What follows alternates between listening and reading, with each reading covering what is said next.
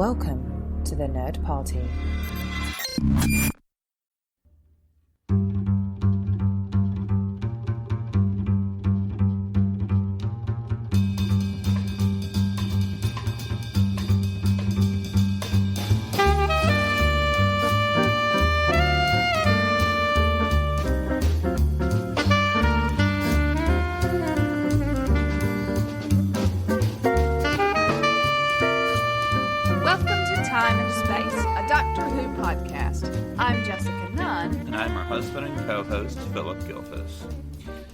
Last time we recorded, which has been a little bit, it has been a little while, was talking about the latest Doctor Who. Yep. And we still don't have a date that I know of for the new series. We do have the new companion, which we talked about last time. I mean, what little we know just as far as just casting. So there's, of course, no new Who to talk about. But that means we're more than happy to talk about the Who that has come before. And so, of course, we're joined, as always, by our new to Who fan, Charlynn Schmiedt. Char, how are you doing? I'm all right. Thanks for having me back yet again. Yes, and you're going to talk about your continuing journey through the TARDIS and through what we like to call New Who around here. Revived. Yeah, I prefer revived, frankly. All right, and then not to tell your own story, but you started with the 13th Doctor from her debut. That's right. You've been with her ever since, and then because of my I was going to say encouragement, but just nagging, probably. It's definitely nagging. No. I've heard it before. It's definitely nagging. You started with Nonsense. the 9th Doctor and have worked your way season by season.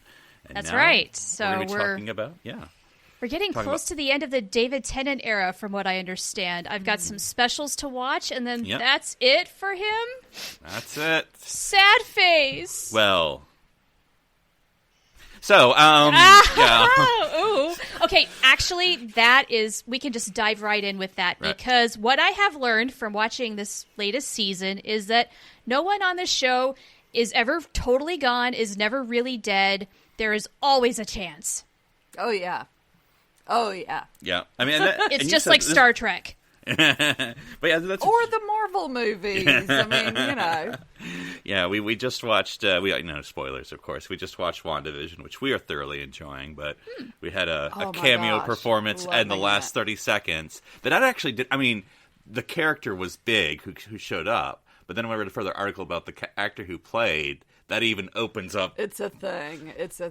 So they're doing great things over there. Yes. Cool. WandaVision was the one Marvel series that I wasn't really looking forward to. But I am loving it. WandaVision is the Bradley Walsh. I was about to say it. For me, of the Marvel. Yeah, no expectations, low expectations. Low expectation and just living for it. It's fantastic. Mm-hmm. That's awesome. That's always good. You go in with a low bar and then you're pleasantly surprised. It's a beautiful feeling. Although now I'm worried that the ones that I'm looking forward to aren't going to be as good as this. I know, you're like, Winter Soldier and Falcon's going to be terrible now. Oh, yeah. But pretty, so that'll be fine. Well, there you go. There's always something to appreciate. Yeah, exactly. But no, Jessica, that's something you've always said, right, about Doctor Who. I'm trying to remember, it's not another franchise you were talking about. That it seems that everyone... Well, most people, I'll say everyone, seem to enjoy it and are always game to come back. Yes, as far as actors go, people will just show up again. Mm-hmm. And I think years later. I mean, again, presumably we've done the one where Elizabeth Sladen shows up, Oh, yeah. Yeah. School reunion.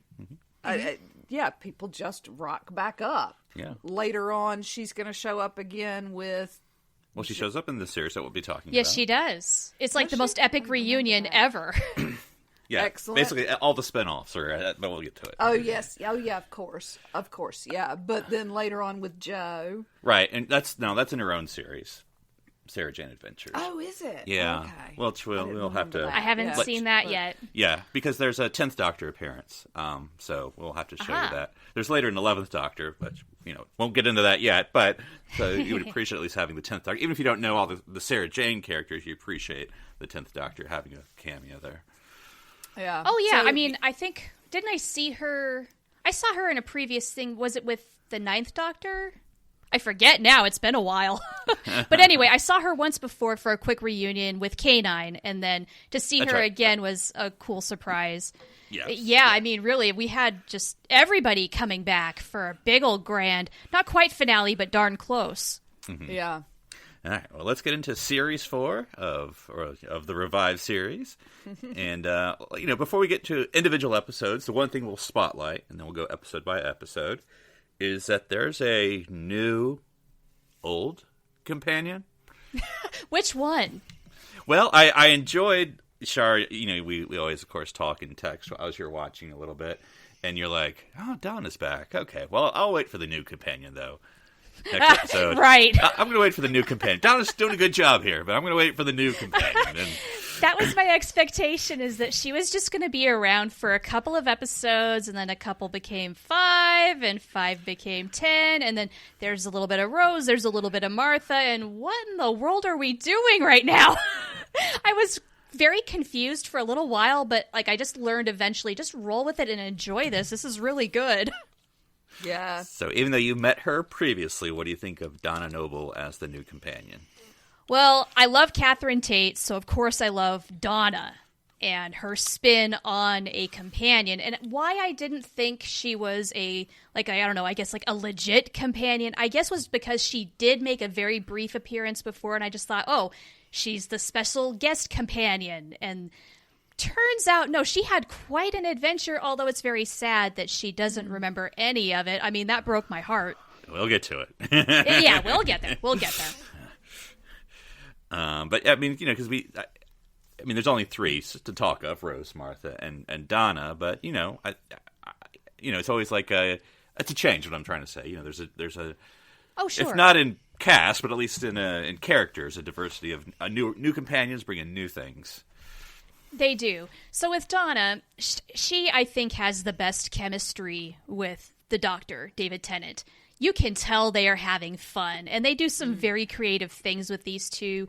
Like in the very first episode of this season, there's the window scene where they can't hear a word, but they know exactly what the other is saying. It's perfectly clear communication to each other as well as to us. That was so masterfully done. I enjoyed it.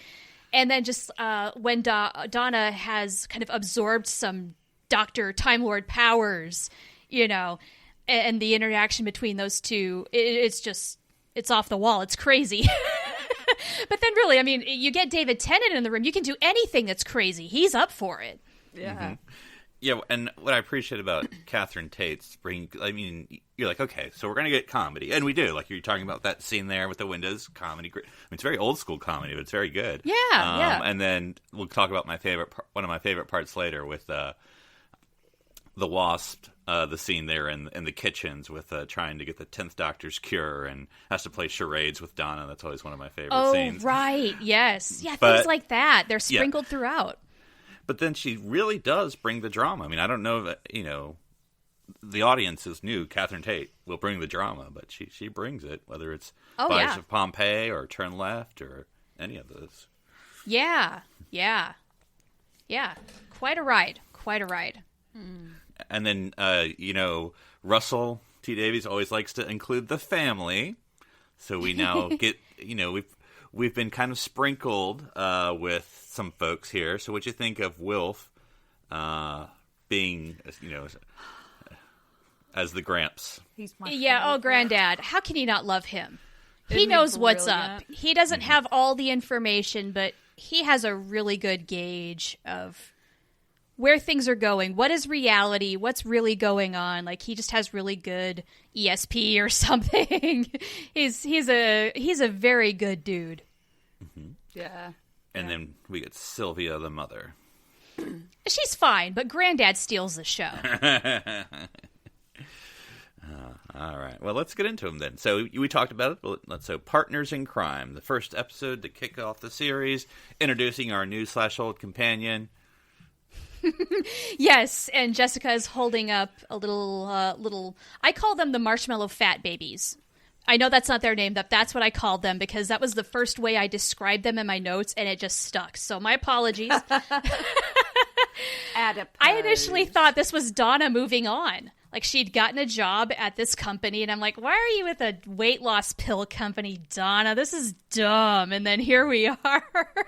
Turns into this big, crazy thing. And actually, I kind of love this episode. It was a lot of fun. Yeah, I liked this one. Yeah, like I said, it kind of really sets the tone for the character. Or with the comedic and the character, and then, we can do adventures and all that stuff. Yeah, and setting up for future plot lines. This won't be the last time we see these little creatures, and I figured we would see them again just because they kind of walk off into the distance. What's gonna happen to them? Yeah, they're waddling. Like, they're not just gonna, I don't know, eventually keel over and die or anything. Like, what's gonna happen to these guys? They've taken over the Earth. Mm-hmm. Yeah, I always like... Because, I think Doctor Who does the great monsters, of course, Daleks, Cybermen, Weeping Angels, blah, blah, blah. But I think you have, like, the cute things, like, the I'm trying to think of what the Star Wars things are. Anyway, but anyway. Baby Yoda, Ewoks. Well, I don't know, the little penguin-looking things, I forget what they're called. But anyway. You're asking the wrong person. Yeah. But anyway, that they just introduce these sort of new cute monsters that kind of stay with you, like Patang or Adipose or... Yeah, they're adorable. They're probably not the greatest things in the world, but they're cute. And I do appreciate Doctor Who monster stories like this more than I do, I think, kind of like the mustache-twirling villains. I'm starting to realize that they're all the same. I'm getting bored with that. Mm-hmm. I'm trying to remember, didn't the nanny just, like, splat at the end? Because it's been a second since I've seen something like that, She was, like, getting beamed up, like, we no longer need your services. Whoosh. Yeah, pretty much. Yeah. And also, I did not expect to see Rose in this episode. I did not know that was coming. It was a great setup for everything that comes later. Just like, there's going to be some themes. And I don't know if they planned this episode out, like how much of it beforehand and all of that. But as far as an overall season, as far as like starting some threads that weaved throughout, it's really cohesive and fluent. Just everything comes together. It's superiorly well done. What was your first thought when Rose appears at the end? Well, I kind of thought, one, maybe I should be watching Torchwood instead, because I know she's there. So crossover potential, which I do still think, like, I wonder if I would have gotten even more out of this season if I had been watching Torchwood concurrently, just because there are some things that do connect that I think just enough to get the gist of it, but if I had been watching Torchwood, I would probably have an even greater appreciation for what they did here in this season. What do you guys think? No. Yeah, I don't necessarily, it's not, I don't think it's quite as integral as, say, Chicago Fire and Chicago PD, which I understand does all the intertwitwining all the time. Oh, they intertwine. Yeah. Oh, okay. I'm still working on ER, so seriously, that we're watching it on Hulu. I was a Chicago Hope girl. Yeah, because I think with Torchwood, other than Captain Jack being there, which of course he's the main character. Captain Jack. Yep. But always a good thing. There's very few hard Doctor Who references in that show, other than that he has his hand with him for like all the time. Oh, okay. Yeah, you can pick up on that. Yeah. I figured that out, but I felt like maybe there were other little smaller Easter egg things that maybe I was missing out on just because I hadn't watched Torchwood. So that's not the case. No, I don't think so. Yeah, I wouldn't have thought so. Yeah. Okay. It tries to be its own show, and I think it is its own show. For better or for worse, depends what your taste are. It's the After Dark Doctor Who. So, yeah. Okay, that's very good to know. So now I don't feel like, oh my god, I really should have watched Torchwood. Yeah, no. It's on the list. It should be on your list, but it's not a diehard. Yeah. At least the first couple of seasons. Yeah. Well, speaking of people who show up in that, the Fires of Pompeii. Yeah, this was cool, and as I've learned, has had, it planted the seed for all sorts of little follow-ups.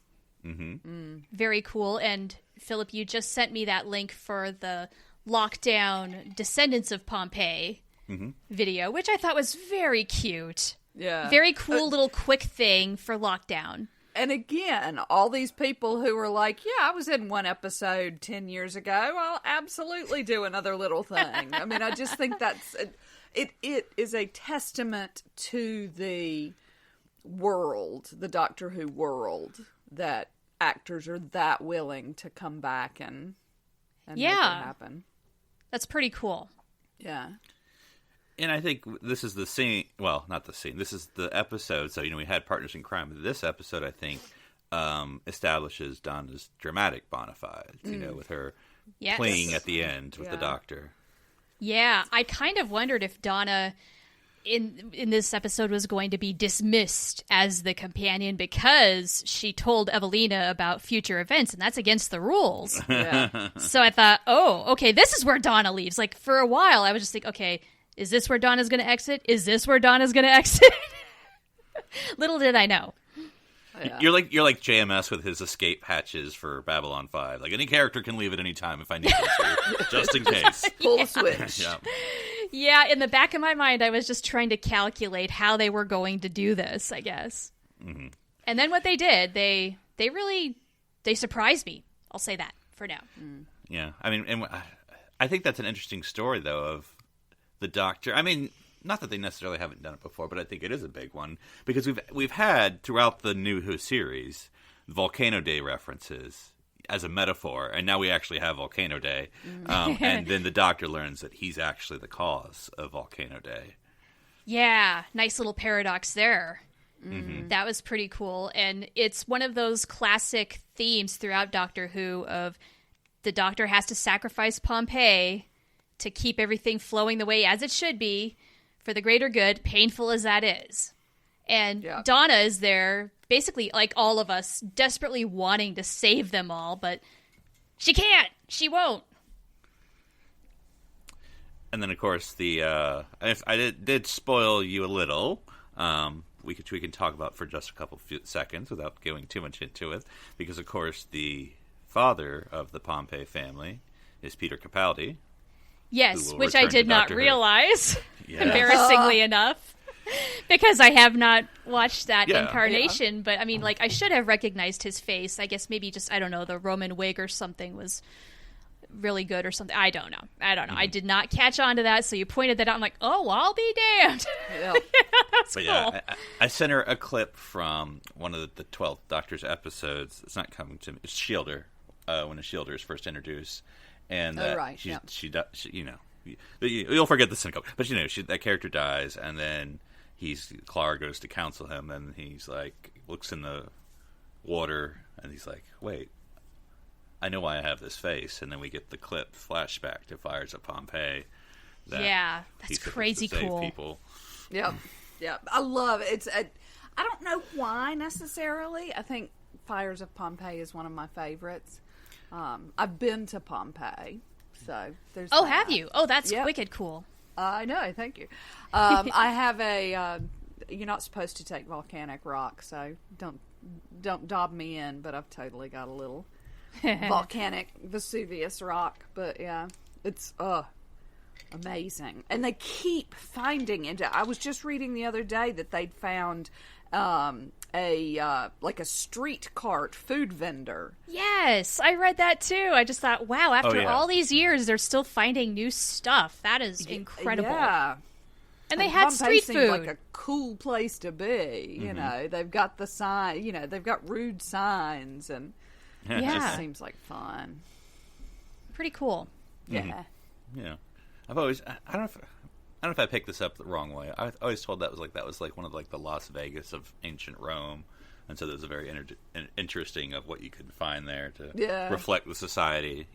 So, but anyway, that's an interesting take. I kind of like it though. Yeah, it's cool. It's cool. All right. And then moving on, we have the planet of the Ood. Speaking of maybe memorable aliens.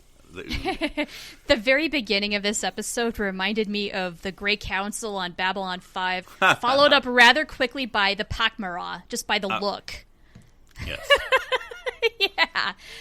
Yeah. I really think the 4000s are an awful millennium. It looks like it sucks. I don't think I'd want to be here. And if this episode had not ended happily, I would have just maybe quit Doctor Who with this episode, just because the situation is just so sad and heartbreaking, and if it had not ended with killing a lot of the a-holes, I just might have been like, I don't know if I can keep doing this. What the heck, Doctor Who? And I think that's, again, I mean, not that Russell does anything easy, but I think it'd be too easy to make the Ood this, for lack of a better word, slave race, that turns They evil. are, yeah.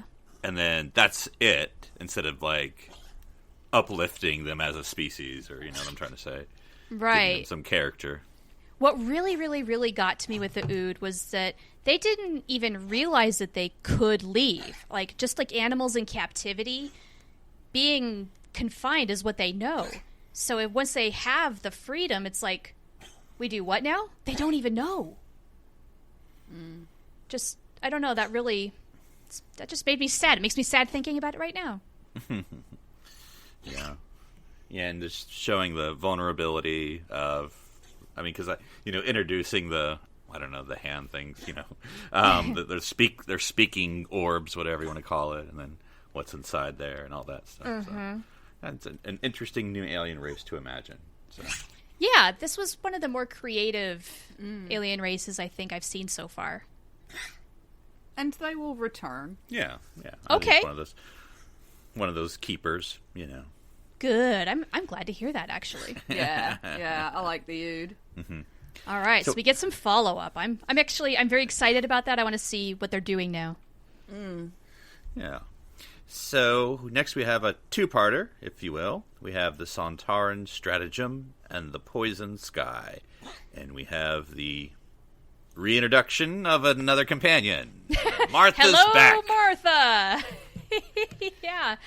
So when we catch up with Martha, I thought, wow, she certainly made some moves in her short time after the Doctor. She's engaged. She's a full-fledged MD now. Just, all right, girl, go. Man, you really just hit the ground running with your life, didn't you? And it was very cool to see two companions just kind of talking about their families and their experiences a little bit. Like, the Doctor is like fire. He's exciting. He's alluring even, but he can burn you, which is, I think, where Martha was coming from. And those words had a profound impact on Donna in this. Just how she bailed after that convo because maybe she felt bad for abandoning her family, had some fear instilled in her, and she loves Granddad. Don't blame her one bit. So, yeah, at this point I thought, okay, are they turning it over from Donna back to Martha? Are we doing hot potato here as far as companions? Still did not know what was going on. Uh-huh. Yeah, because this is our first Earth story. Well, modern day, obviously, Pompeii's Earth. But, like, our first modern day Earth story. And I think, I don't know, I'll have to think about this when I say it, but I think there's always that Earth story that kind of gives a new companion a chance to change their mind. Kind of like, kind of almost like you were originally thinking. Like, you're a companion, or you just tumbled into the TARDIS. Maybe we're just going to have 1 or 2 episodes, and then you can leave. There always has to be sort of that, like, no, I'm going to stay. I think you always have to go home first to give you the option. Conscious decision, yeah. There is a lot of back and forth on that in this season, I think, of just will you or won't you with a lot of the companions. I don't know. It felt a little bit like musical companions at times, and yet, looking back, it was a lot of fun. What do you think of using the Sontarans? Because trying to think, this isn't the first time that you've seen them, have you? Oh, gosh. I don't think I remembered them. So if they have been in previously... No. If you don't... Because we have them in... It may well be the first time for New Who. We have them in Classic Who, so what we've been watching, we've seen them. Oh, yeah. Okay. Yeah, so they're not completely new, but they may be the first time that they show up in New Who. They'll show up again, and then you'll absolutely fall in love with one of them. That's coming from really. Oh yeah, Strax. Yeah, it'll be fun. Okay, it'll be fun. But yeah, they were first introduced with the Third Doctor era. In fact, okay. Sarah Jane's first episode was with the Sontarans. Oh, Oh, okay, interesting. Okay, I mean, yeah, I think they were brand new to me here, so got a lot more to learn, I guess. That's not a bad thing. Nope. Santarha. Yeah. But yeah, they'll show up several more times. You know, I'm trying to think with that character. I don't know if they were necessarily making fun of it or doing a parody of any character with that, young millionaire figure, the kid. Like nowadays, you'd be like, is that supposed to be Zuckerberg or something? But like, I have that in my notes. I'm so glad you said that. I said this kid reminds me of an even younger, but just as douchey Mark Zuckerberg with just a little more emotion. Well, and I suspect that it was sort of right in the midst of the .com stuff, and so there were a lot of these douchey frat bro startups. Yes. Yeah. So yeah, I don't know necessarily that it was based on anybody in particular, but the archetype maybe, yeah, where they might be brilliant, but they're also very inexperienced. Don't really know exactly what sort of monsters they're creating. Yeah, no self-awareness. No one's really looking out for that either. No. And trying to guide these kids. No, they're on their own. They're left to their own devices, and, well, look at what happens. Yeah. Insurrectionists storm the castle. Wait, what were we talking about? Right? Well, because, like, you were talking to Char about, and I'm not necessarily saying this is the best episode in the world, but as a villain, and I'm not saying he's the best villain in the world, but, I mean, he's not just mustache Storley. I mean, he doesn't have a mustache. He's, like, doesn't even shave yet. But anyway, but, I mean, there's some...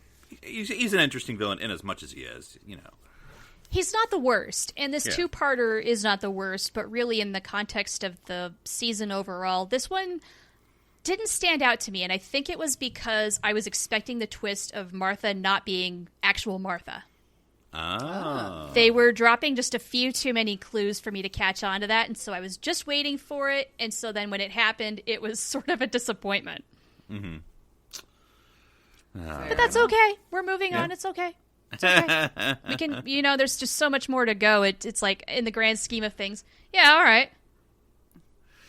All right. We move on to the reader, I married him episode. The doctor's daughter. Oh, man. Okay, yeah, this was so interesting because you told me that this is the episode where Jenny Tennant is playing the doctor's kid. And she does look like she's, I don't know, like about 12 here. With the hair, and she looks a little bit like a little girl, and yet eyes, yeah. Oh, yeah. But it's his wife, and is this where they met? Well, I mean, obviously they met, but I don't think they met until a year later, maybe. Really? Oh, I think okay. so. Dating for another year or so. Yeah. Interesting. And she also, and maybe this is just like because she's blonde, but she gave me some Jodie Whittaker vibes too. Just in terms of Doctor Who lore, which was interesting as well. I was very confused about all of this. Well, of course, yeah. And I'm sure we told you this before, but so this is Georgia Moffat. And her dad is Peter Davison. Right, yeah. I mean, this whole thing would be incestuously weird if it wasn't Doctor Who. Yes, yeah. And it can still be incestuously weird. You have to talk about the thing where people were like, what's the weirdest thing? And I don't know if we told you this already, but like Peter Davison, of course, Fifth Doctor, goes to all these cons and everything, and he had a fan question one time, and the fan was like, what's the weirdest thing a fan has given you? He said, grandkids. Yeah! That is the best answer. You can't top that. Well, of course, recently, like the Doctor Who people, somebody tweeted, what's the one thing in your house that shows that you're a Doctor Who fan? Right. And Georgia Tennant was like, well... I don't know, like everything. Well, she took a photo. My husband. Yeah, she took a photo one time of her dad and changing a light bulb on a ladder, and her husband looking up, and she just has, how many doctors does it take to change a light bulb? Oh, I love it.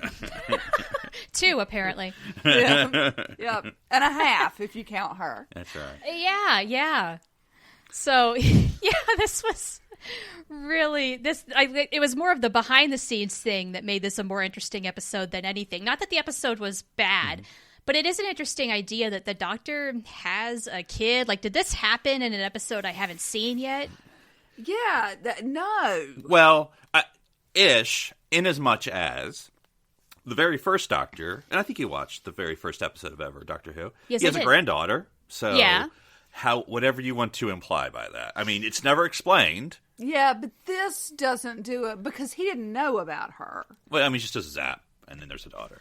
Right. Yeah. But this doesn't give us any familial background. Right. It's not like he shows up and is like, oh, they're, that. So, yeah, no, you haven't missed anything particularly. It is a little strange, and I agree 100%. I think this episode would almost be subpar based on just the story and the fact that we don't know anything about the Doctor's daughter, and she's never going to return again. We're not going to find anything out about the Doctor. There's no callback to this at all. But the behind the scenes makes it an interesting episode. See, I was Most gonna say, definitely. the one thing I liked about this, because I think I do enjoy it, is that you have, because one thing we, the three of us, often complain about with 13th Doctor is, special guest star. But I think this one does a good job of using the Doctor, Martha, Donna, and Jenny. All of them have good stuff to do. I mean, when you have It's two true. companions plus a special guest star, Yeah. we'll be like, okay, guys, what are we doing here? But I Yeah. think all of them Yeah, have... it's possible. Yeah, and you're not wrong about that. I agree. Yes. And this episode, I mean, it plays with you a bit. I mean, the damn paradoxes. So, and then this really does feel like goodbye for Martha. Mm-hmm. So there's also that. And Do we see her? I Well, have in my notes an interesting thing. Donna says, I'm going to travel with that man forever. And I put in my notes, I bet she's gone by the end of next episode. Yeah. So Yeah. I'm still going with this, Yeah. apparently. All right. Well, then we move on to this is a favorite, like a little jewel favorite of mine because it's funny. I think the I'd unicorn. have to go back and see it because I'm not that crazy. It doesn't strike me as one that I go, oh yeah. I'm like, yeah, I remember Agatha Christie. And that's So you have the same I moment think it she helps had if at the you're a end. fan. Yeah. yeah, Because I'm not a big Agatha Christie fan. I remember reading a few of her books. In junior high, I was into mysteries a lot more than I am now. So I read a few stories, and they're good. They're certainly, Yeah. they're good. But I'm not a completionist diehard. Oh my God, I love everything Agatha Christie. So I came in with a fairly, low knowledge. Yeah, I think. I mean, and again, I'm not an expert, but of course, she sort of created the mystery what we genre. all. Yeah, the so like to have that mystery whole genre. drawing room, the Doctor being like, and the murderer is Yeah. not you, not you, but not you. Right. Moments. So, you go from like Agatha Christie to Knives Out. You can draw that straight line. Aw, Christopher Plummer. Rest in Oh, I peace. know. Yeah. That just so very recently happened. I watched Star Trek 6 in his honor. He played General Chang. Very Yeah. nice. Yeah, we'll be Great doing- villain. We'll be doing that for our next Star Trek podcast. So, Oh, Awesome. yeah. So I'll be watching that sometime in the next 24 hours. I wouldn't be sad about watching Knives Out again. Actually, I know. Yeah. I don't want to watch Sound of Music because he has made it so abundantly clear You didn't like that, it. that yeah, I've done other things. yeah. So I don't want to do that to him. But Yeah, I think sorry, I know it's going down a trail, but one of the best things, I know Seth MacFarlane isn't always necessarily for everyone, but I think one of the funniest things he did is whenever he hosted the Oscars or whatever it was, he had a moment when I guess they were about to do a Christopher Plummer Lifetime Achievement Award, where he does like the whole, and now Christopher Plummer or something, and then the spotlight goes to that. He goes, Christopher Plummer, spotlight goes again, and then like the guy comes in with like the Nazi uniform, like they've escaped. So, poor Christopher Plummer. That's good stuff. Bless. But yeah, no, I think, because it is with this episode, I never knew about the Agatha Christie thing, so I always this kind of reminds me of The Crown. Oh, her vanishing yes, for a and while. her doesn't have the memory. Okay. That was one of the few things that I did remember about her herself, is that Did you see that mystery. Drunk History episode? Yeah, I'm sure I did. I love Drunk History. Yeah. Yes. So I love the fact that they kind of did an episode surrounding this whole thing, she being one of the greatest mystery writers of all time and her disappearance and all of that. And it's got that murder mystery feel, complete with the accusations, the twists, the confessions, and all of that. And of course, then we find out that she is the best-selling author of all time in the year 5 billion. So she's got that going for her. Yep. Well, and if she beats out Shakespeare, man. There you go. Yeah, I'm just saying that's pretty good. Yeah. I mean, hers are short and pithy, so I guess that helps. His are long. Yeah. Full of So, sound. I don't know. Overall, this was a fun one. I enjoyed it. I think if I had read more Agatha Christie in my youth, I'd have enjoyed it even more. But I just love the that kitchen scene where the doctor's been poisoned and he has to like explain to Donna how to cure him, and he's having to do like charades, and she's like, Camptown races. Yes. Camptown races. It's the worst but funniest game of charades ever. And she's like, you need something shocking. All right, get ready for it, big boy. And just lands one on him. There we go. And then they kiss. Yep. Even though she said, I'm mate, we're not going to mate. Not mating with you, alien boy. Oh, and then next, we have to go to the library. Yes, we go to Silent in the Library, Forest of the Dead. How much do you know? How much do you know? Do I know about what exactly? Dr. River Song, archaeologist. Oh, okay. Not enough. This was my introduction to River Song. So I don't know crap, and I have no idea what this is really about. Because everybody that is the point. At this point, that is your introduction to River Song. It's just very exciting because River Song might be my favorite person in Doctor Who. I can kind of see why. I mean, this is a very interesting character. Yeah. There's obviously a lot to her that has not been fleshed out yet, and so I'm very excited to know that she will be back. We will see more. Where is that all going to go? Because there's some serious potential. And also, is it fun knowing that you're going to be watching her occasionally on Doctor Who and also on ER? Oh, hey! I have not made that connection yet. I'm watching ER for the very first time. I did not watch it in the 90s. I know that she shows up as she's a regular on ER. Yeah, I was going to say, if you're like on season 1 or 2, you're not going to see her for a long time. Yeah, we are. So, yeah. We're watching from the very beginning. She was sort of in like the second generation. I didn't watch any of it. I just know we got a while to go. Yeah, but the post-Clooney, post Angela. Julianne. Yeah, Clooney's not even gray yet, so I got a long way to go. Oh, yeah. I think because River Song does reappear fairly regularly, but again, I think it's one of those appearances that makes me think people just love Doctor Who, you know. Yeah. Because Alex is an actress who works in LA most of the time. And so, presumably, schlepping it to the UK, schlepping it to Wales, back over to home, or sort of home, to do an episode has got to be a little bit of a labor of love. So, yeah. But there we go. She did it. Every time. And it is apparently going to have a whole lot more. I'm very curious what this relationship is between her and the Doctor. There's a lot there, isn't there? Yep. I mean, she's dead. So yeah, she's dead. Yeah. You saw her die. You saw her die. Yeah, she's definitely dead. Man. Yeah, and she is. Yeah, she is dead. She died in that episode, and she, as far as we know, stays dead. Yeah. Well, I have doubts about that. I do now. Nobody's ever really dead on this show, right? Well, they told you how they'll meet. they told you in that episode that you know. Yeah. Where's your diary, darling? Don't you have your diary? Yeah, no, I've got it somewhere. We'll look through, see where we are at the minute. Yeah. Yep. So, yeah, this was a pretty cool two-parter. I thought it was very just imaginative. I loved the world building of this whole thing. And, of course, visually, it's pretty cool. Yes, yeah. Hey, who turned out the lights? Yeah.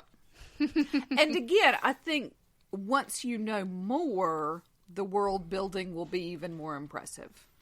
The groundwork, whether purposeful or accidental. But I can't believe that it was accidental. Well, I'm trying to remember who wrote this episode because, of course, you know, this is her only Russell appearance. Yeah, and no, so, absolutely. Yeah. But I mean, for it to come in the way it does, unless it was planned like the doctor's daughter, that you wouldn't get an explanation at all. You just have this character who, according to her, has known the doctor, and he does not know her.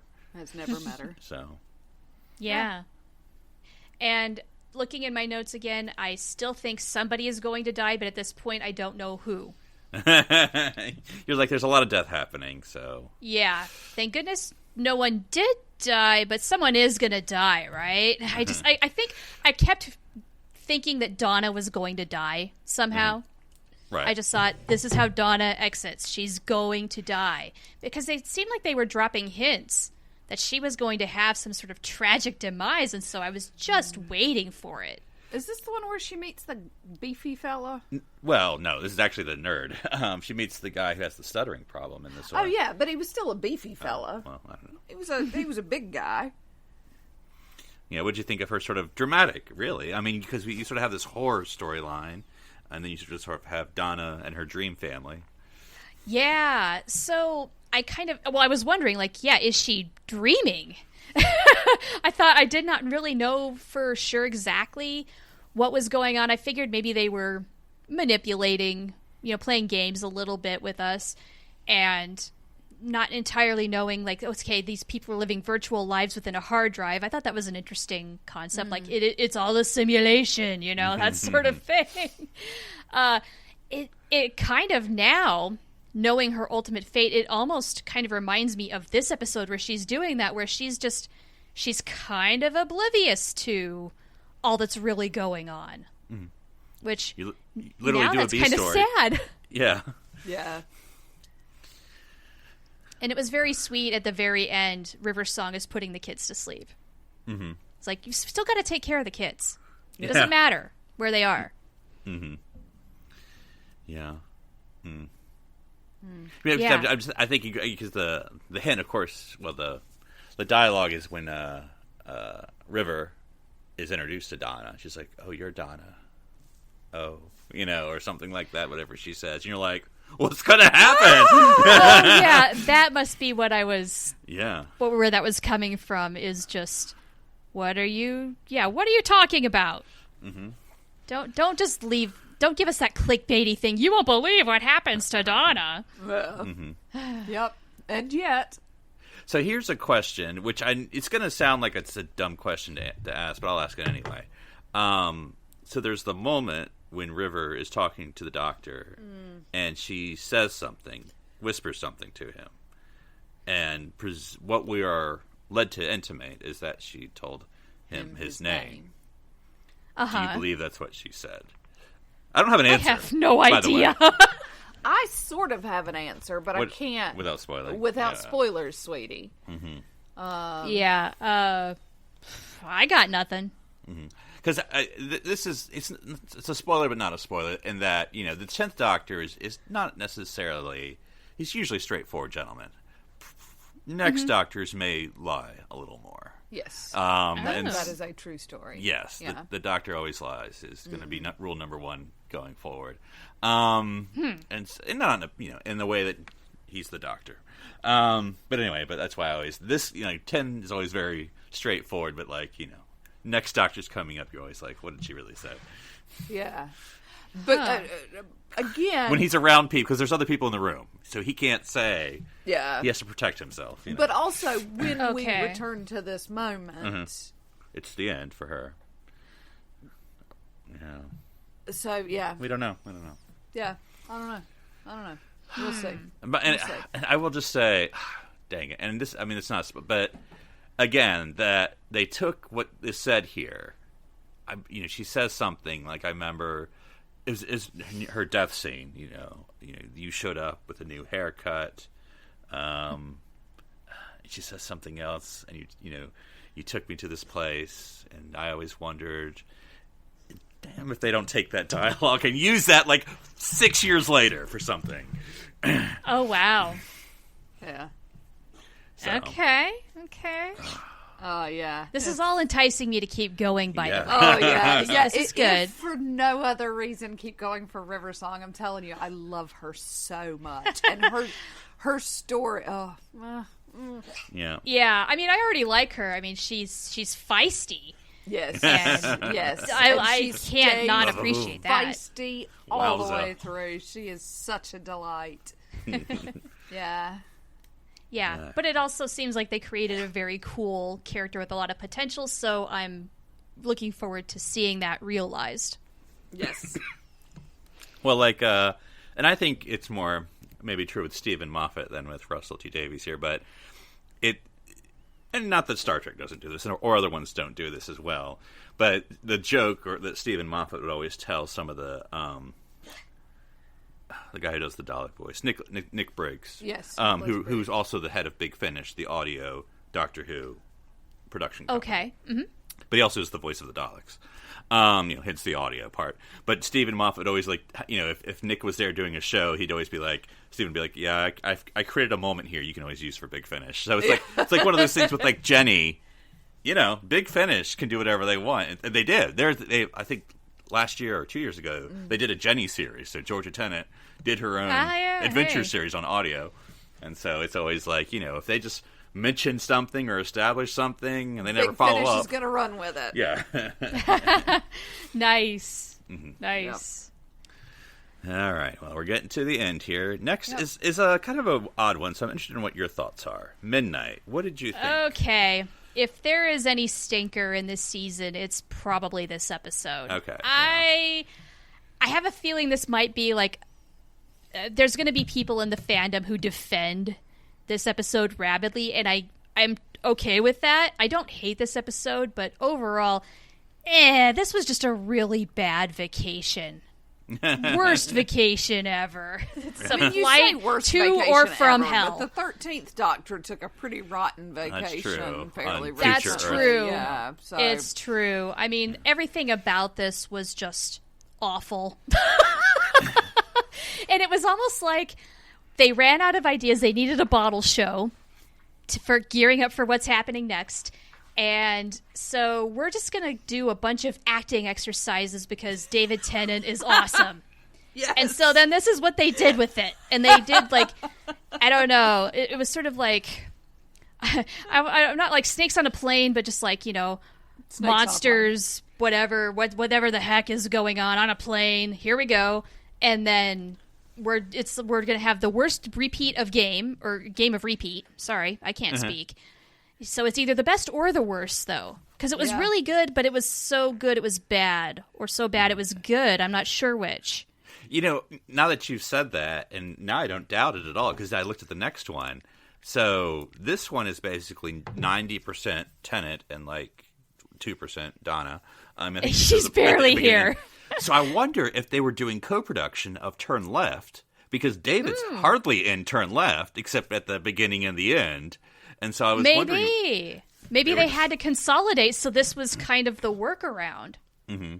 Yeah, I mean, overall, I was not that into this episode. I hated all of these people, and their arguing, and the repeating, and it just didn't do much for me. And I'm trying to remember, because I haven't watched it recently. Do they actually find out what's happening? Because, I mean, it's always like who's the bad guy, and it's just like, I don't know, we'll just kill not everyone, but you know what I'm saying. But, like, is it like, this is what the bad guy is, or it's just like, I don't know, it's something. Well, I have in my notes, everybody listen to Dee Dee. She's the only person who figured out what the heck was going on. But, I mean, as far as, like, who and what exactly, no, I don't know if I don't think they completely defined that. It was just some weird abstract monster. Yeah. Good times. Yeah. Now, it would have been interesting, maybe more interesting, if this was like some sort of life form trying to communicate. And I guess it kind of was, but without knowing exactly what the intent was and what this was all really about, you're just kind of like, eh. Yeah. Meh. Meh. So this was a big meh for me because, especially next to Turn Left and going forward, whoa. Yeah. Yeah. This is your chance to be like, okay, all right. So, yes. So let's get into Turn Left, the, the Parallels episode of Doctor Who, where we have the Donna getting cockroached and turned into the Mirror Universe. I don't know. Yeah, well, and the darn opening credits spoiled Rose's return for me because Billie Piper's name is right there, so we figured that one out. Uh-huh. Okay, I have a really weird random question, but maybe you guys know the answer. Was Billie Piper undergoing some sort of orthodontic work in this episode? Because she's speaking a little strangely, and the only reason why I asked this question is because a couple years ago I did the Invisalign thing, and I spoke the same way she was kind of speaking in this, and I thought, oh, she's got aligners in. She's getting work done. Huh. I don't know. That's interesting. Good I don't know. question. Just a little off. That I had never noticed her speaking quite like that before. And if I'm totally off the mark, somebody write in and tell me. But I think that might be what was up. Oh, okay. Interesting, yeah. I don't know what she was doing at the time. Like, had Diary of a Call Girl already finished by then? Or Penny Dreadful hadn't started yet? I don't know. I don't think. Anyway. Yeah, Was she having her kids? Yeah. I don't know. Maybe. No idea. Now, what did you think of basically transversing all of season 4 again in one episode? Yeah, okay, it was like a interesting little paradox here, right? I mean, the episode name is really what it's all about, Turn Left. The intro is really cool. It's a great tension build. Like, I was drawn in right away, and then we see Rose. We even get a Martha reference. Mm-hmm. Grandpa knows what's up. Sarah Jane gets referenced. I mean, this is like seriously meta. Mm-hmm. The Titanic replica gets a reference. And Donna has her keeper, which is another Babylon 5 reference. Yeah. The way I would sum this up is like, this is not It's a Wonderful Life for Donna. It's a horrible life. Yep. And that's kind of what is. We get the fat marshmallow babies again, the adipose. And doctors have been warning us in America for years that fat's going to kill us. Well, we see some of that coming to fruition here. And we make some Torchwood connections. I mean, and then it gets super heavy, like with the labor camps and everything. I mean, it gets really intense really fast, but then it all kind of like unravels too. And just, you're on a freaking roller coaster here. It is an amazing, like, there's not a minute wasted in this episode. No. Oh, and then Bad Wolf. Yes. That's all over the place, too. Of course. Yeah. So you're being set up for something big with all of this. And I don't know. I'd be interested in what Russell was drawing from, as far as, I mean, you don't have to draw from anything, of course, but just the what would modern, UK be like if, you had, it's almost like World War II again, you have rationing, you have everyone living together, and because I like the whole, like, having the, the not white people that we have to live with, and then after a while, they're fine, everyone's one big happy family, but then the state comes, and suddenly we're now deporting people. Anybody who's not English, you're out of here. Yeah. England for the English, all that stuff. Brexit. Wait, what? Yeah, I mean, that hit hard. Like, they were not trying to sugarcoat that, which I appreciate because it hit so hard. Mm-hmm. Yeah. They deal with, unfortunately, the same stuff we deal with. Yeah. With all their yeah, I versions of mean, Proud Boys, let's learn from some basically. history, guys. Yeah, please, for the love of, or if not from history, then from television. Come on. Yeah. If you don't want to read a book, look at the screen. Yeah. You can learn from that, too. And then I think, as much as as much as she has an arc, I don't mean to denigrate her. I think she does have an arc, but I think it's interesting this season, and I think this is it, of course, because the next is going to be the end of where Donna has gone from. That she's this loud, and she doesn't, but that loudness is protecting this no self-confidence, and her mother always telling her she's worthless, and I'm just a tip from Chiswick, and but then this episode, as you say, is the reverse of where, yes, your absence basically changes the entire world.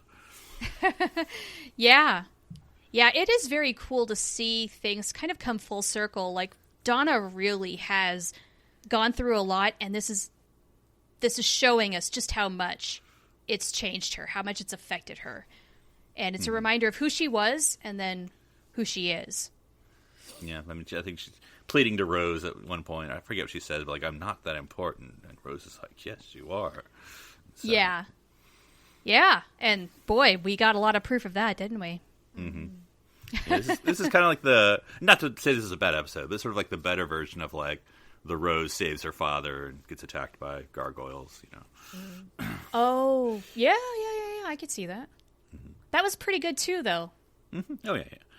And so we're going to wrap this up now with the two-parter. The Stolen Earth and Stolen Journey's Earth. End. Oh my gosh. Martha, Jack, Torchwood, Sarah Jane. We are meta.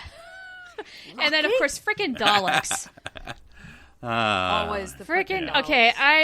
Okay, we are using the Daleks so much in Doctor Who. I'm a little bored with them, sort of. Like, sometimes their stories are really good. Other times it's just like, okay, this is the same old thing, guys. Although I loved it when Grandpa was trying to paintball the Dalek.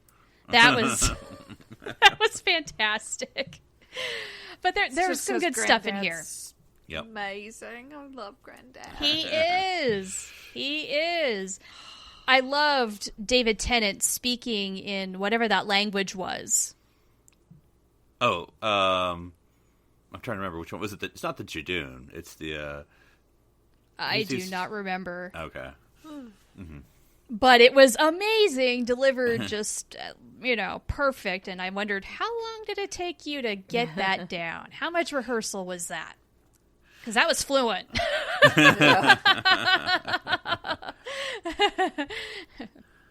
Yeah, I think this was, it's something that, not to, of course, always Star Trek, but I think Star Trek has not ever done this well, maybe because they didn't ever wanted to, but to use your entire franchise at one time. Like, you don't have to use it all the time, but to use it, and this is, I think, what Doctor Who's like, basically it's sort of like, you have this capstone event. Everything we've done this season, everything we've ever done since the revival, we're going to do. Because, of course, all the spinoffs are going off. So they're live shows. And so why not we just have a big get-together of, you're going to have Torchwood, which is now in season 2 or something at this point, or 3 maybe. Your Sarah Jane Adventures, whichever season that's on. You're going to have, all these things going on at once. And you get all the screens going on. And I like it because, even I know you haven't seen the shows like Sarah Jane, maybe, but you get to see Mr. Smith. You get to see Sarah Jane talking about her son. You get to see the Torchwood people, Gwen and we get to know them a bit. Yeah. So. Yeah, it's just kind of like this ultimate free-for-all. I was really surprised that this was not the last episode of the season. Because actually not that, but, I'm surprised they didn't end with, this and Journey's End. Because then we get the next Doctor, and I thought, okay, this was, an apex here. We've got everything here. Mm-hmm. So they really went all out. This is how you just do not pull out all the stops and just freaking go for it, because they did. Yeah. And there's all a bunch of good parts, but I think... Well, you also have Davros, which I know you haven't met yet. But he's introduced during the 4th Doctor era as the person who created the Daleks. Get that background. But anyway, so this is basically like the Avengers. This is the Infinity War episode of Doctor Who.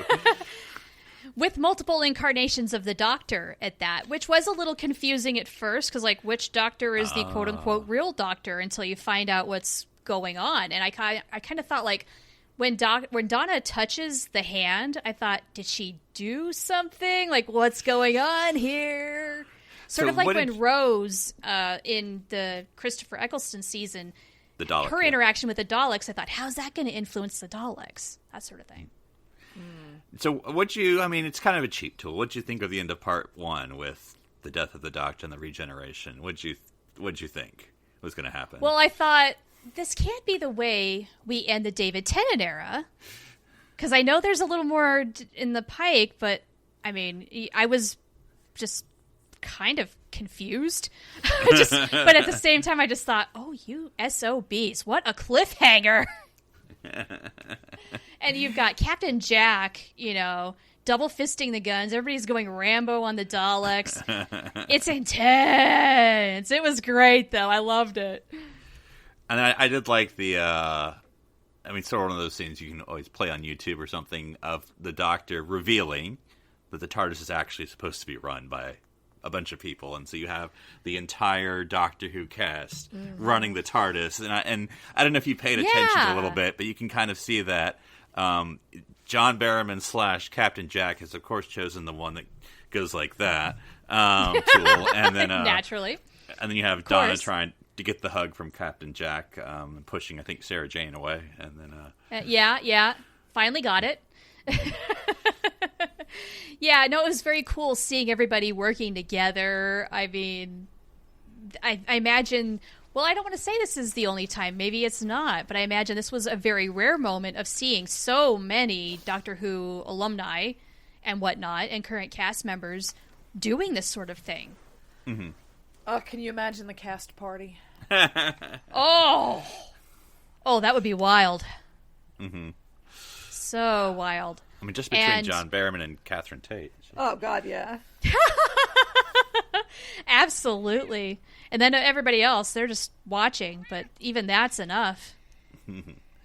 Anyway, that was pretty... What a ride. Wow. And did you catch... I mean, I didn't either, so it was fine if you didn't. But did you catch, like, the missing theme, the theme of missing planets? And at the, this episode, you kind of get, again, this time the whole series it took me a little while. Mm-hmm. Yeah, I did not put that together until later, I don't think. Mm-hmm. That, like, what that was all about, really. Because, like, it was a thing, but I wasn't completely sure, well, what's up with that exactly? And then, it all comes together. So, I really was expecting the Doctor to be regenerating, though. It seemed inevitable, and then he's not. Okay, well, twist. And so then Journey's End, it's matching the intensity of Stolen Earth, which is, I think, pretty difficult to do. But we get even more of alumni here with Rose's mom and Mickey. I wasn't expecting to see them at all. Mm-hmm. Ricky? Which was cool. And my favorite thing, though, was Donna. Mm-hmm. Just her... interpretation of the Doctor, what it's like to be the Doctor. So does this technically make her the first female Doctor? It has been, like, does this count? When Jodie Whittaker was announced, there were fans who were like, she's not the first one. Yeah. Dr. Donna. Like, or is it because she had to merge back that it doesn't count? But, like, I kind of think it counts. Yeah, and I think she mentioned it at Gallifrey. Well, and this isn't a spoiler, but I'll just throw this out for you. So, I feel like you know at this point, or it's been established at this point, that the Doctor only has 13 regenerations. I've heard. Yeah, well, I mean, like, not counting the 13th Doctor. We learned in the 13th Doctor that, right, that was no, and people got mad, yeah. But, for the purposes you run of... a franchise or not. Yeah. But I'll say this, at the time of this, well, not necessarily at the time of this, but I'll say going forward, the creators, when you'll get to it eventually, count this as a regeneration. Yeah.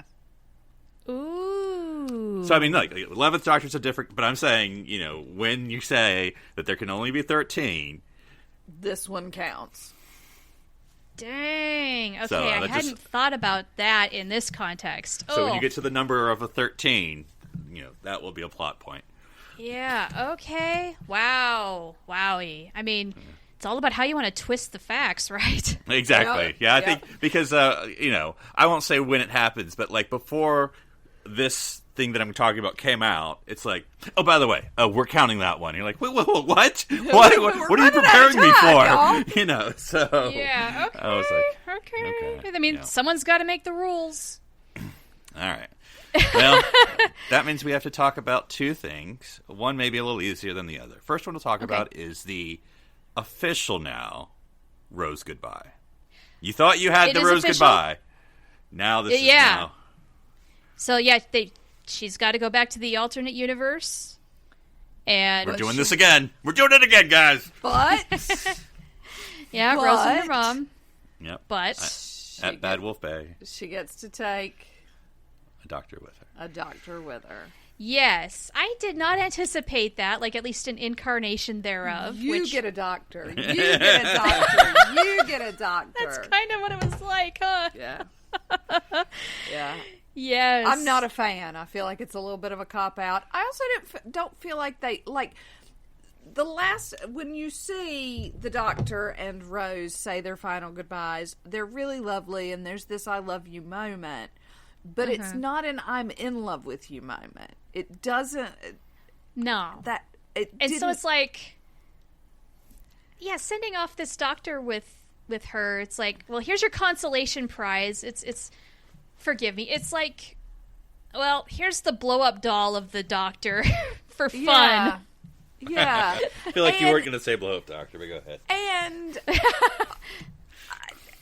what happens if that relationship doesn't work? Because we've not seen any indication that relationship's going to work because it hasn't been a romantic relationship. And that doctor's So- half Donna. And also that doctor's half Donna. So he's going to be mouthy. We know that. You know, okay, please tell me there's some sort of follow up on this. Nope. What? Nope. Big finish. Okay, We're looking at they you. left off there and did not and have not. Nope. Are you kidding me? Nope. Why? Why You not? guys. Okay, of all the possible things that you could branch from, this one immediately it's screaming, sequel. We got to know how this is going. No, we don't. You know why they apparently. haven't? The fanfic writers have taken care of all of it. Oh, well, yeah, you could be right. You could be right. I'm there. sure they have. And I've not looked at a lick of it, but I'm sure they have. Yeah. Because I know what fanfic universes are like. Yeah. Every possibility. Somebody out there has thought of it. Yeah. And, yeah, there's a lot of fanfic out there for Doctor Who. Oh, I'm so. sure. But I'm still surprised that officially they haven't Yeah. done something with this story. Wow. Yeah. Oh, man. Rose I'm a little will- disappointed. Yeah. Rose will sort of return for the 50th anniversary. Okay. I hear that's a biggie. It was the first thing that Philip showed me. And I was like, well, I need to see more of this. All right. So, All right. Yeah. That's It's- cool. It's lovely. It's a delight. Sorry, Philip's plugging in.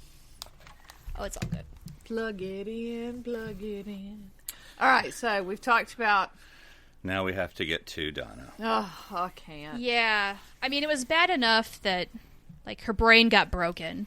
Oh, But the doctor had to wipe her brain. yep.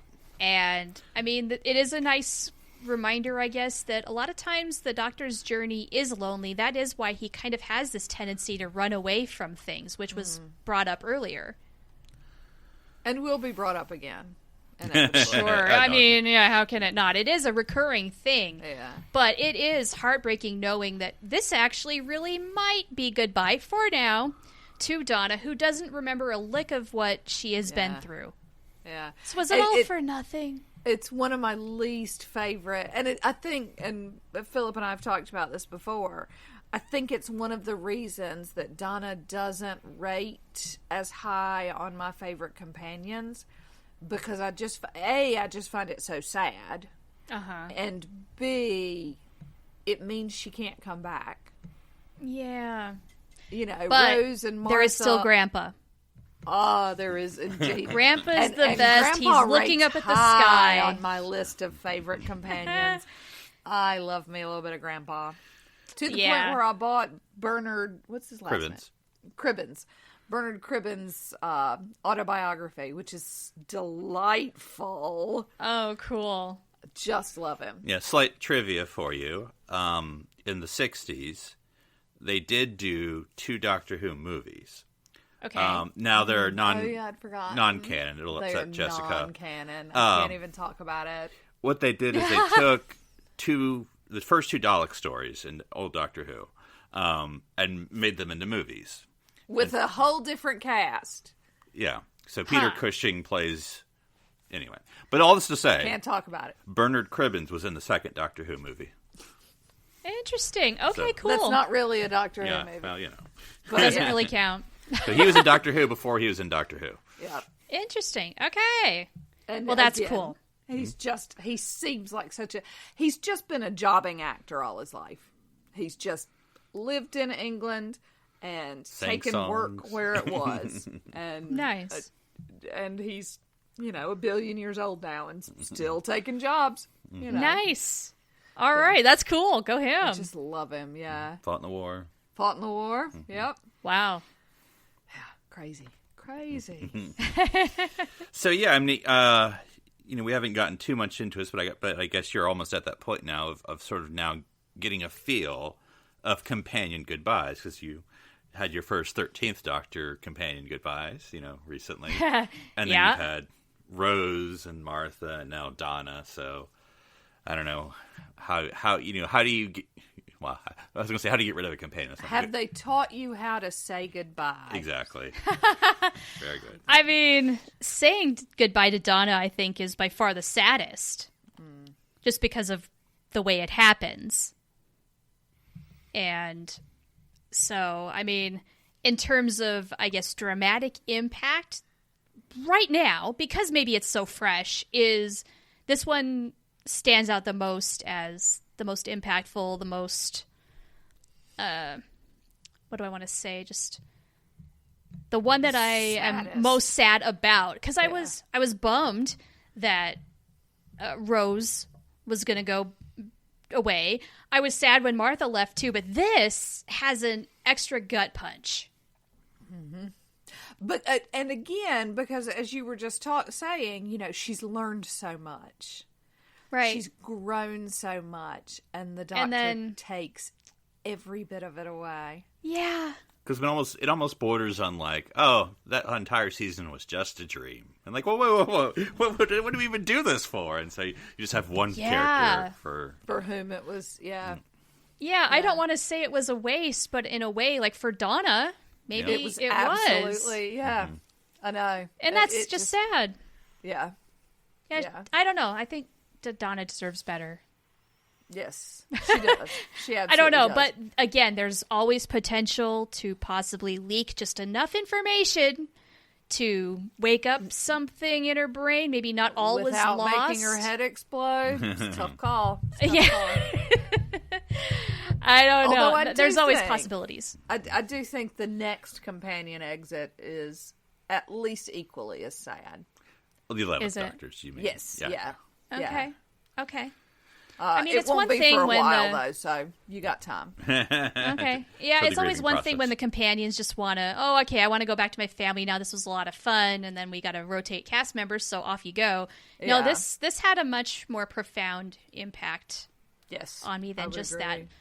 And maybe it is because of what we talked about earlier, where she doesn't necessarily have the immediate potential to come back. Yeah. Yeah. And if she does, she's not the same person we got to know. I mean, ish, but I don't know what you want me to say. Yeah. She doesn't come back in any meaningful way. I mean, she'll appear again. Yeah. Okay. I don't know if I'm looking forward to that necessarily, just knowing she's kind of a blank slate. But we'll see. It's tough. So we leave with the Doctor in the rain. Indeed, the next Doctor. This was like Doctorception, I guess. Yeah. And it took me a little while to figure out what exactly was going on. And it was like we have David Tennant, David Morrissey, Doctor and Doctor, the Dr. Davids. What are we doing here? And I didn't know if we were in some sort of like weird mirror universe. Was this something happening in the alternate universe where Rose is? Like, did things not get sealed up? What? Turns out you're just in Blackpool. Yeah. She doesn't get that. She doesn't get that. Although the hot air balloon TARDIS, which has a different meaning, super cool. I love that. I love that so much. Now, how? I mean, I know you just said, but like, how did you think? So this is like the 13th Doctor or something, or I mean, what were you thinking? I had no idea what this other guy, like, at first, maybe, okay, is he an imposter that just thinks he's a doctor, or what? But when they do kind of do the, I don't know, like the info dump where they put it all together and tell us what happened, I thought that was pretty cool, actually. And then we do get a little bit of a twist here, at least I think so, with the Cybermen. Like, what is their name? Mercy? I think so. Becoming the Cyber King. That seems like a cool setup to give them a little bit of a twist, to make them a little more menacing, if that is what ends up happening. Which is good, because the Cybermen are very much like the Daleks, where it's just like, let's take over and destroy everything. Yeah. Which, okay, you're enemies, but we gotta have something new after 10 different tries. Yeah. Yeah. So this episode did make me keep guessing. Like, I didn't know if, okay, is this going to be the next Doctor? Until you know he's not. Right. But then I thought, well, is this where the Doctor starts regenerating before this is over? Is it not? And so I kind of was just, wondering what in the world this was all kind of leaning toward. And turns out, I don't know, this felt like very much the falling action after everything. This is season 5, Babylon 5. Yes. Denouement. Yeah, so I mean, it's okay. And when Jason says to the Doctor, "Bravo, sir," I thought, like, no, that's bravo to David Tennant for a really good kind of blowout season. Yeah. And Jason, he's fanboying over the TARDIS like we all would if we actually saw it. So it's like, I don't know, little bits of, yeah, he is the Doctor, he's not the Doctor. He just had that massive info dump in his head. Okay. It's like what we've been doing to you. A little bit. My brain's not broken yet, though. Not yet. Give me a few more seasons and that might happen. Yeah, well, so we end sad with Journey's End, and so Next Doctor gives him a little more of a happier send-off ending. Little bit. It's definitely a quieter episode. It's not a bad episode, but it's definitely, I mean, coming after a really huge, massive parter, epic meta, blowout. It does feel like a little too calm, although I did watch this, within, I want to say like a matter of hours of each other. So if I were waiting a good week or two, like you would be in series airing order, maybe not so bad. Yeah. Well, it being the last episode, I do kind of think, like, yeah, this is kind of like the quieter goodbye now. Well, so this is the Christmas episode. Okay. I mean, yeah, it's over Christmas, so that makes sense. Right. So, just to preview your journey ahead. So, you have the specials, which this is one of. So, next will be, I guess it might be the Easter special, Planet of the Dead. Okay. Yeah, I think I saw that as next. Right. Then you'll have The Water of Mars. All right. And then it's Christmas again with The End of Time Part 1 and New Year's, The End of Time Part 2. Okay. So that's basically, that was that year of Doctor Who, was just basically, we're going to have, what did I just say, 5 specials. That was the whole year of David Tennant's last time. Interesting. Now, was there a reason why they did this? I don't know. I'm sure there was. I don't know the answer to that, other than, like, Tennant's leaving, so we're just going to do a bunch of TV movies. We're going to milk it for all it's worth. Yeah. Heck yeah, you do. Mm-hmm. That's right. Okay. I didn't know if there was something like a production deal. And is it an all change? Excuse me? Is it an all change? An all change? Yeah. Do we go, is Russell T. Davies done? After the end of time. That's what I mean. Yeah. So David Tennant leaves and it's an all change. Yeah. Everybody changes over. Yes, basically. Yes. Okay. The production team changes. Yeah. All change. Yeah. And then it's Stephen Moffat full-time, Yep. yes? And Yes. Introducing. And introducing Matt Smith. A very As the young Doctor. Matt Smith who just... We'll get to it. First, we have to get through. One thing at a time. Yeah, and I'm not trying to color, but I'll say like the specials are not necessarily my favorite. I'm not saying they're bad. No. But they're not. Although the Christmas, New Year's... Yeah, even then, it's uneven to me. But that's just me. You can disagree. But the guest stars are amazing. Well, it's Michelle Ryan. One of the guest stars is amazing. Yes. So, you'll have some cameo companions for the rest of the time. So. Okay. I kind of thought that's what this season might be. So I guess I'm ready for that now. Yeah. So and I actually watched them slightly out of order, so I missed. There'll be a in Planet of the Dead, which is next. You'll get a prophecy. He will knock 4 times. Oh, yeah. Oh, is that the Jacoby? No, so the Planet of the Dead is the time where they go to the. I mean, I don't want to spoil it. But Yeah. they're in the bus. I'll say it that way. But that's not the Derek Jacoby? No. Derek Jacobi was. She's already seen him. Okay. She's already seen the Master. Okay, for some reason I feel like that was a knock 4 times thing as well. No, anyway, that was you YANA. You are not alone. Yeah. So, but anyway. Okay. So that's all coming down the pipe. So yeah. Okay. So, Things to look stuff forward to. Changes abound. Yes. Yeah, we'll want watch. Obviously watching your time. When you get to the end of time, though, please tell me because we will want to watch. Not literally with you, but we will want to watch at the same time because when you get to the end of time, part 2, the end of, we'll want to talk.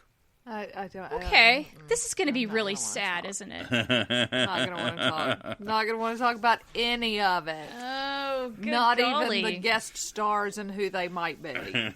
Oh, boy. Not going to want to talk about it. Okay, I have an idea where that's going now. Oh, I don't know if I want to watch this. It's worth it because after all of this sadness, you get Matt Smith and he's fun. You'll enjoy it. Honestly, I mean, I love David Tennant. I absolutely love David Tennant.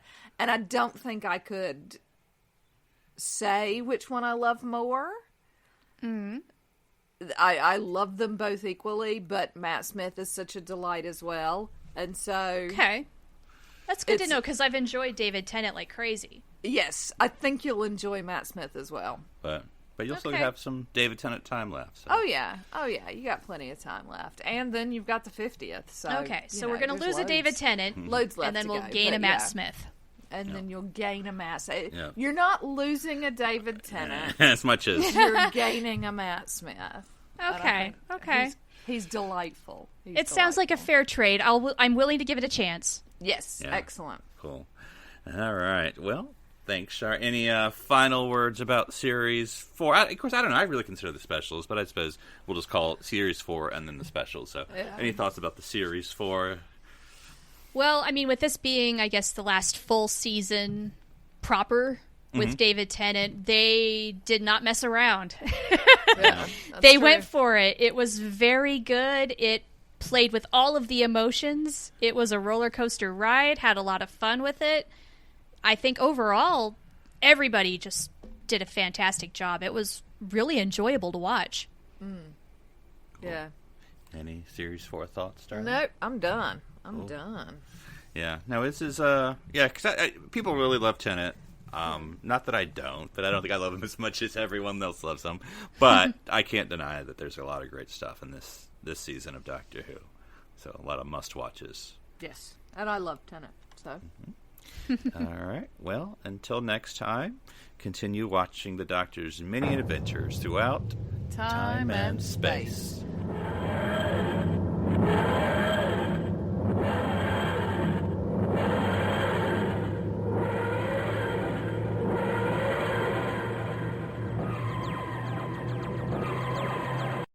This is BBC Television.